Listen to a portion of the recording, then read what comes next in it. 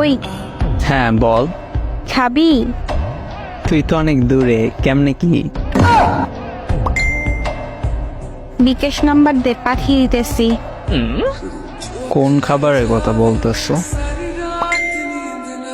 Nice. বিকাশে কেমনে? আরে আজ আম্মু গরুর দুধ জাল দিচ্ছে, আমি তো খাই না, তাই তোরে টাকা পাঠাইতেছে, তুই কিনে খাবি। ও, তুই গরুর দুধের কথা বলছো? কেন? আমি আরো ভাবছি কিছু না। লজ্জা বেটা। এখন সব দোষ আমার। তো কার? নিজেই তো বলছো খাবি। সব নেগেটিভ ভাবো তো আমার কি দোষ?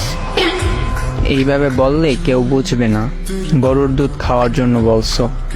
সবাই ওইটাই বুঝবে যেটা তুই বুঝছো। ফাজিল। তুই আমায় বানাইছো ফাজিল? নিজে হইছ।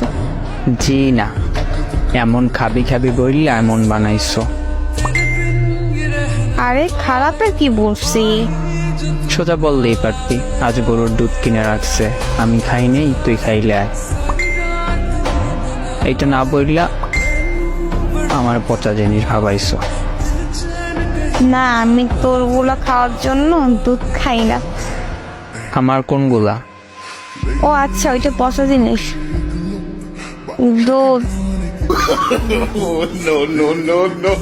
পাজি মাইয়া।